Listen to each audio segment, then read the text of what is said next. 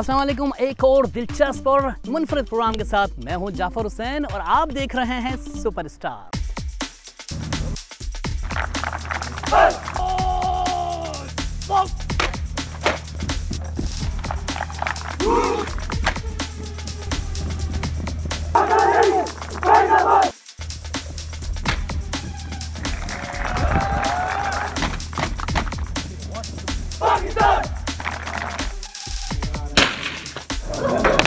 Rifle shooting खेल तो महंगा है लेकिन शौक का कोई मोल नहीं।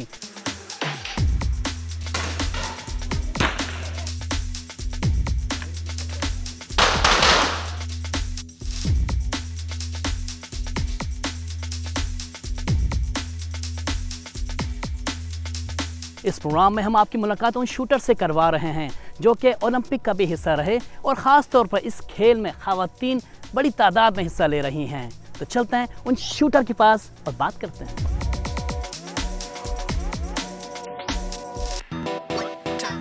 शूटिंग में वाकई ख़वातीन का बहुत रुझान बढ़ रहा है। पहले आई थिंक सुनने में आता था कि लड़के जो है ना जो बहुत अच्छा करते हैं, बहुत उनके अंदर स्टेमिना होता है, पोटेंशियल होता है, बट अल्लाह का शुक्र है आजकल वो पोटेंशियल लड़कियों में भी नज़र आ रहा है और बिल्कुल कम्पीट हम लोग कर रहे हैं। जिस तरह लड़कों को है तो इसी तरह से बराबर जो है ना लड़कियाँ भी साथ साथ चल रही हैं और इंशाल्लाह हम उनके रिकॉर्ड तोड़ के भी आगे से आगे जाएंगे। शूटिंग में आई साइड का कितना रोल होता है?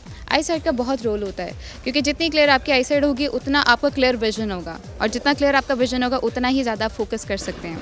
मेगा इवेंट जो ओलंपिक होता है, जो कॉमनवेल्थ गेम्स होते हैं, उसके लिए कोई तैयारी वगैरह कुछ जाने का इरादा?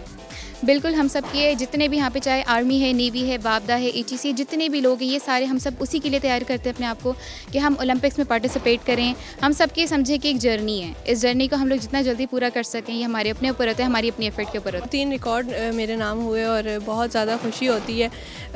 इस तरह हमारी यूनिट का नाम भी रोशन होता है। उसके अलावा कोशिश होती है कि पाकिस्तान के लिए भी खेलें आगे। 25 मीटर्स में आपने रिकॉर्ड ब्रेक किया है, कितनी खुशी हो रही है? ऑनेस्टली बहुत ज़्यादा हो रही है। पहले तो अल्लाह का बहुत बहुत शुक्र है कि अल्लाह पाक ने बहुत अनएक्सपेक्टेडली ये चीज़ दी, लेकिन अल्लाह का बहुत बहुत कर रहा हूँ मैं, बहुत ज़्यादा खुशी हो रही है। कोच बड़ा किरदार होता है, जिस तरह रसम ने कहा कि एक प्लेयर को तैयार करने में किस तरह प्रिपरेशन करवाते हैं आप इन प्लेयर? अस्सलाम वालेकुम। प्रिपरेशन में ना जो ख़ासकर लेडीज़ हैं इनका ये होता है कि इनका टाइम कम होता है और इनको आने जाने में, जैसे कि हमारे पाकिस्तान में है लेडीज़ मतलब हर तरफ से भी होता है, लेकिन यहाँ स्पेशली शूटिंग के हवाले से बहुत मेहनत करनी पड़ती है और इनको टाइम देना पड़ता है और बनिस्बत जेंट्स के इनको काफ़ी एफर्ट्स करनी पड़ती है। और अभी अल्हम्दुलिल्लाह जो हमारी लेडीज़ के स्कोर्स आ रहे हैं वो जेंट्स के इक्वल्स आ रहे हैं, तो माशाल्लाह ये भी मेहनत कर रही हैं, हम भी कोशिश कर रहे हैं। ये हैं ऐना इब्तिसाम जो कि बहुत ही एनर्जेटिक हैं और अपने ख़ास तौर पर रिकॉर्ड होल्डर भी हैं, नेशनल रिकॉर्ड होल्डर भी हैं। और ऐना इब्तिसाम कब से शूटिंग है? मुझे 3 साल हो गए हैं। मेरा मेन इवेंट जो है वो 10 मीटर एयर पिस्टल है और तकरीबन इट्स बिन 2 वीक्स मैंने ये नया इवेंट स्टार्ट किया। कैसा रुझान कैसा पाया जा रहा है ख़वातीन में शूटिंग? बहुत ज़्यादा, अब तो बहुत ज़्यादा। पहले बड़ा रेयर सुनती थी मैं कि गर्ल्स जो हैं वो शूटिंग में आ रही हैं, अब तो प्रॉपर मुकाबला और लड़कों से ज़्यादा अच्छा फायर करती हैं क्योंकि लड़कियां जो हैं वो मेंटली बहुत ज़्यादा स्टेबल होती हैं, स्ट्रॉन्ग होती हैं, तो वो ज़्यादा अच्छे तरीके से मैनेज करती हैं। आई फील लाइक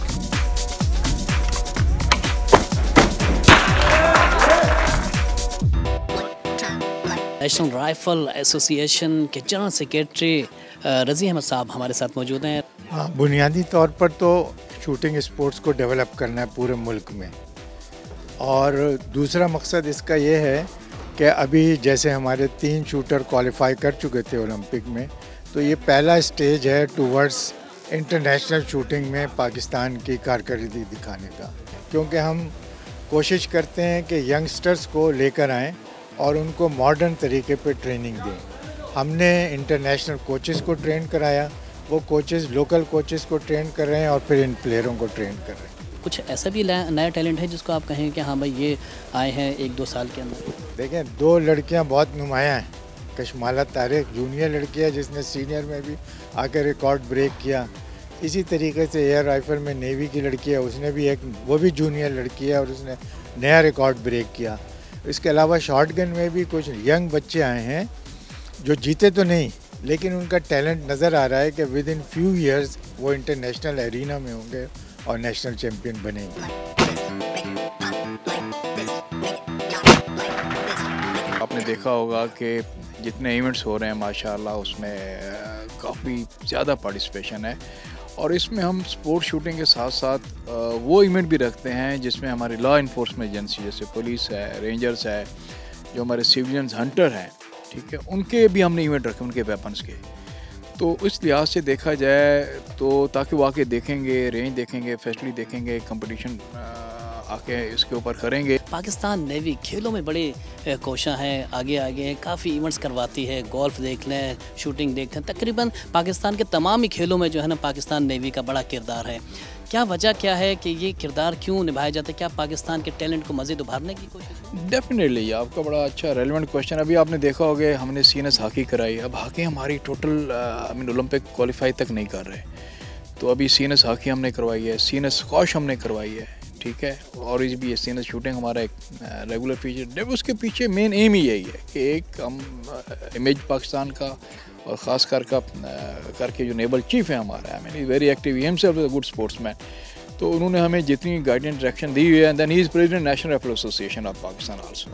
तो उस लिहाज से इस फैसिलिटी को, अपग्रेडेशन को, अभी हमारा टारगेट जो सीनियर्स ने हमें दिया हो इंशाल्लाह अगले साल हम एक इंटरनेशनल इवेंट यहाँ पे लाएँ, कम से कम 10-12 मुल्कों के हम प्लेयर्स लेके आएंगे। और इसी तरह आपने देखा 10 metre is the only range in Pakistan जिसके पास 30 टारगेट इलेक्ट्रॉनिक्स है हमारे पास।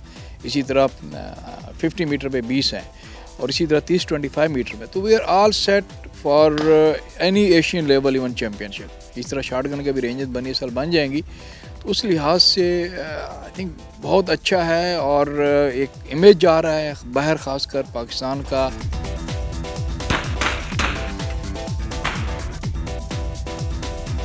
गेम की कोई एज नहीं है, तो जब तक खेल सके खेलूँगी इंशाल्लाह।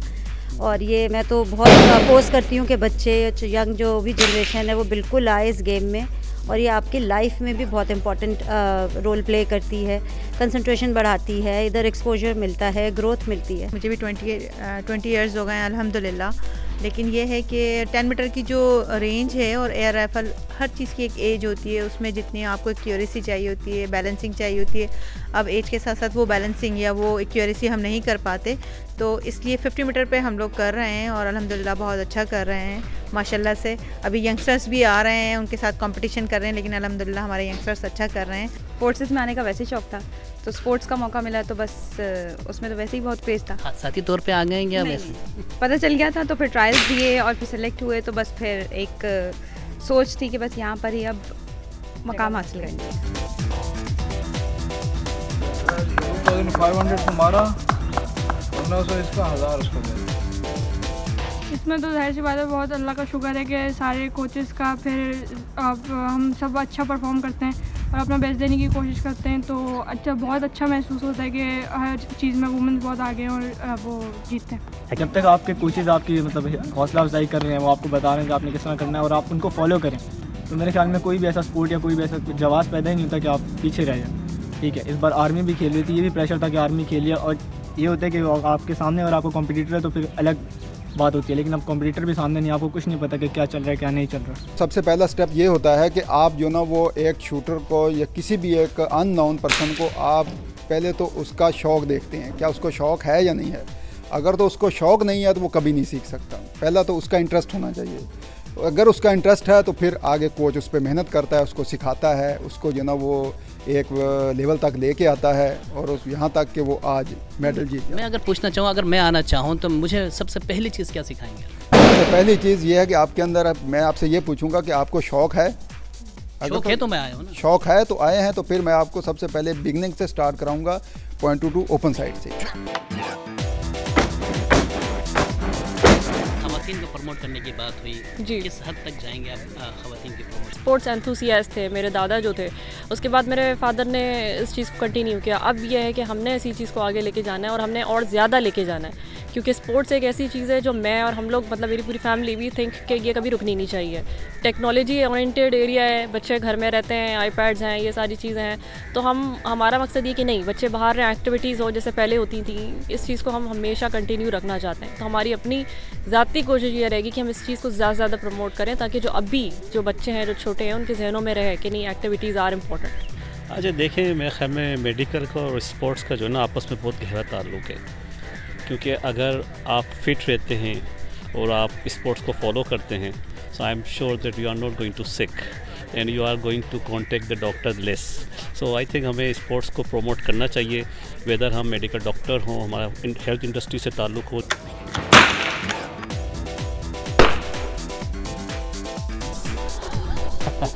ये खेल कोई आसान नहीं, इसमें बड़ी हिम्मत और जुर्रत चाहिए होती है।